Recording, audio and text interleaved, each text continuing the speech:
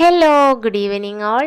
അപ്പോൾ നമ്മളെ പുതിയ വീഡിയോയിലേക്ക് എല്ലാവർക്കും സ്വാഗതം. അപ്പോൾ ഇത് മോർണിംഗിന് തന്നെ നമ്മൾക്കിന്ന് പാലൊക്കെ കുറച്ച് നേരത്തെ തന്നെ കിട്ടിയിട്ടുണ്ടായിന് കേട്ടോ. അപ്പോൾ അങ്ങനെ ഞാൻ പാലൊക്കെ ഒന്ന് തിളപ്പിച്ചെടുക്കണം. അപ്പോൾ ഒന്നിച്ചങ്ങോട്ട് തിളപ്പിച്ച് വെക്കലാണ്. അങ്ങനെ ആകുമ്പോൾ നമ്മൾക്ക് ഈ ശുദ്ധമായ പാലിൽ നിന്ന് ശുദ്ധമായ നെയ്യ് നമ്മൾക്ക് റെഡിയാക്കി എടുക്കാൻ വേണ്ടി പറ്റും കേട്ടോ. അപ്പോൾ നമ്മൾ കടയിൽ നിന്ന് നെയ്യൊന്നും വാങ്ങേണ്ട ആവശ്യമില്ല. നല്ല ടേസ്റ്റി ഹെൽത്തി പ്രിസർവേറ്റീവ് ഒന്നും ചേർക്കാത്ത നെയ്യിനെ നമ്മൾക്ക് തന്നെ വീട്ടിൽ റെഡിയാക്കി എടുക്കാൻ വേണ്ടി പറ്റും കേട്ടോ. അപ്പോൾ അതിന് വേണ്ടിയിട്ട് ഞാനിപ്പോൾ ഇങ്ങനെ തന്നെയാണ് ചെയ്യൽ. ഒരുപാട് കാലമായിട്ട് കുട്ടികളെ ഹെൽത്തിനൊക്കെ നല്ലതാണ് ഇങ്ങനെ ചെയ്താൽ. പിന്നെ കുറച്ച് പഴം തലേ ദിവസം കൊണ്ടുവന്ന, അതായത് ഇന്നലെ രാത്രി കൊണ്ടുവന്നതാണ്. പക്ഷേ ഫുള്ള് കറുത്ത് പോയി. ഞാൻ കവർന്നൊക്കെ ഇറക്കി വെച്ചിരിക്കണം, എന്നിട്ടും കറുത്തിട്ടുണ്ട്.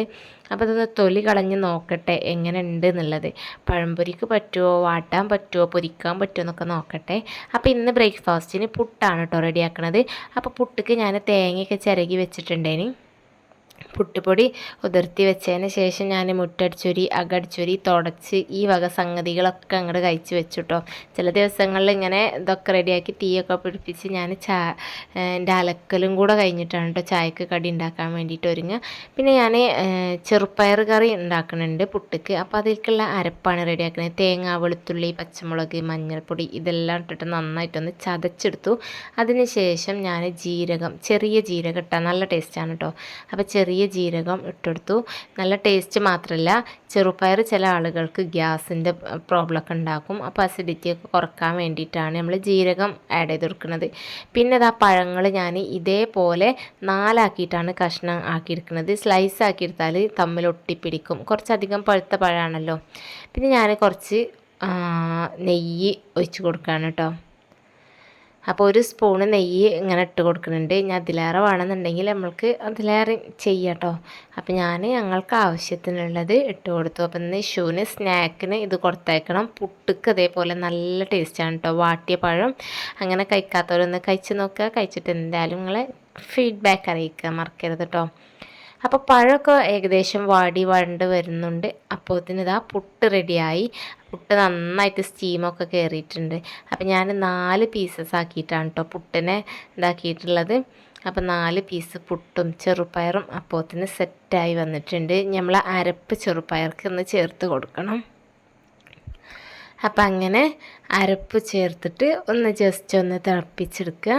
അപ്പോൾ ഈ കറി നല്ല ടേസ്റ്റാണ് കേട്ടോ. ചെറുപ്പയർക്ക് എനിക്ക് പുട്ടിക്ക് എനിക്ക് പഴം ഇഷ്ടമാണ്. അതേപോലെ തന്നെ ഈ വാട്ടിയ പഴം കേട്ടോ, നേന്ത്രപ്പഴം വാട്ടിയത്, അതേപോലെ ഈ ഒരു കറി നല്ല ടേസ്റ്റാണ് കേട്ടോ, ജീരകം ഇട്ട ചെറുപ്പയർ കറി. പിന്നെ കറിയൊക്കെ ഒന്ന് വറവിട്ടെടുത്തു. വറ്റൽമുളകും കറിവേപ്പിലയൊക്കെ, പിന്നെ അതിനൊന്നും ക്ഷാമമില്ലാത്തതുകൊണ്ട് വേഗം അതൊക്കെ എടുത്തിട്ട് വറവിട്ടു. പിന്നെ ഞാൻ തലേ ദിവസത്തെ ബിരിയാണിൻ്റെ റൈസൊക്കെ ബാക്കി വന്നാൽ ഞാനിങ്ങനെയാണ് കേട്ടോ ചെയ്തെടുക്കൽ. അപ്പോൾ റൈസ് മാത്രം ബാക്കിയാണെന്നുണ്ടെങ്കിൽ വേഗം ഒരു മുട്ട സ്ക്രാമ്പിൾ ചെയ്തെടുക്കും. പിന്നെ വെജീസ് എന്തൊക്കെയുള്ളതോ അതൊക്കെ എടുക്കും. പിന്നെ കുറച്ച് മസാലപ്പൊടിയൊക്കെ ഇട്ടെടുത്തിട്ട് കുറച്ച് കുരുമുളകും കൂടെ ഇട്ട് നന്നായിട്ട് മിക്സ് ചെയ്തിട്ട് നമ്മളെ ബാക്കി വന്ന ചോറിൻ്റെ അംശം കൊടുത്ത് ചേർത്ത് കൊടുക്കുക. പിന്നെ ഒരു ഫുൾ നാരങ്ങ ഇതുപോലെ പിഴിഞ്ഞെടുക്കുക. അപ്പോൾ നല്ലൊരു ലെമൺ റൈസിൻ്റെ ടേസ്റ്റ് ആകും കേട്ടോ. അപ്പം അങ്ങനെ ഇതൊക്കെ സംഭവമൊക്കെ സെറ്റായിട്ടുണ്ട്. അപ്പം ഞാനിതാ അതിലേക്ക് സ്ക്രാമ്പിൾ ചെയ്ത് എഗ്ഗും കൂടെ ആഡ് ചെയ്ത് കൊടുക്കുകയാണ്. അപ്പം നല്ല എരിവ് ആവശ്യമുള്ളവർക്ക് കുറച്ച് അധികം കുരുമുളക് പൊടിയൊക്കെ ഇട്ടിട്ട് ചെയ്തിട്ടുണ്ടെങ്കിൽ നല്ല ടേസ്റ്റ് ആവും കേട്ടോ. അപ്പം ഇങ്ങനെ വേസ്റ്റായി വന്ന ബിരിയാണീൻ്റെ റൈസോ നെയ്ച്ചോറിൻ്റെതൊക്കെ ഉണ്ടെന്നുണ്ടെങ്കിൽ ഇങ്ങനെ ചെയ്ത് നോക്കിയാൽ മതി, നല്ല അടിപൊളിയായിരിക്കും. പിന്നെ ഇന്ന് കൂടുതലായിട്ടൊന്നും ഫുഡൊന്നും കാര്യങ്ങളൊന്നും ഉണ്ടാക്കിയിട്ടില്ല. എനിക്കിന്ന് കോളേജ് ലീവാണ്. അപ്പം നിജു ബേബിനെ അംഗൻവാടിയിലൊക്കെ കൊണ്ടുപോയാക്കിനി. പിന്നെ ഞാൻ വൈകുന്നേരം ആയപ്പം അവനെ കൊണ്ടുവരാൻ വേണ്ടിയിട്ട് പോയി. ഞാൻ നല്ലോണം കിടന്ന് അങ്ങോട്ട് ഉറങ്ങുകയും ചെയ്ത് കുറേ ടൈം ഫോണുമ്മലും കളിച്ചു കേട്ടോ. അതൊക്കെ കഴിഞ്ഞതിന് ശേഷം നിജു ബേബിനെ കൊണ്ടുവന്നു. പിന്നെ ഒരു 5 മണി 5:30 ആയപ്പോൾ ഇക്ക വന്നു. ഇക്ക ഇന്ന് രാവിലെ ട്രിപ്പ് പോയതേനി കേട്ടോ. അപ്പോൾ ചായക്ക് കടി എന്തോ കയ്യിലുണ്ട്. അപ്പോൾ എന്താണെന്ന് നോക്കട്ടെ. നോക്കാനൊന്നുമില്ല, കേക്കോ വടക്കൊക്കെ ആകും. അപ്പം അങ്ങനെ നമ്മൾക്ക് വൈകുന്നേരം ഒരു ചായക്ക് ഒരു ഇതാണ് ഒഴിവുള്ള ദിവസം കേട്ടോ. അപ്പം അങ്ങനെ ഞാൻ ചായയൊക്കെ ഉണ്ടാക്കി വെച്ചിട്ടുണ്ടേനി. പിന്നെ കോഴിക്കുട്ടികൾ വന്നപ്പോൾ അവർക്കുള്ള ഫുഡൊക്കെ ഇക്കട്ട് കൊടുക്കുകയാണ്. അപ്പോൾ 5 മണി ആയിട്ടില്ല കേട്ടോ റബ്ബേ. ഇഷുമോള് വരാനാവണുള്ളൂ. അപ്പം നിജുട്ടന് ഞാൻ വന്നതിൻ്റെ വേഗം തന്നെയാണ് ഇക്ക വന്നത്. പിന്നെ ഇഷുമോള് വന്ന് പിന്നെ ഞങ്ങളെല്ലാവരും കൂടി ചായയൊക്കെ കുടിക്കാൻ വേണ്ടിയിട്ട് ഒരുങ്ങുകയാണ് കേട്ടോ. അപ്പം നല്ല ഒരു സോഫ്റ്റ് ആയിട്ടുള്ള ഓയിലി ആയിട്ടുള്ള നല്ലൊരു കേക്കൊക്കെ ഇനി.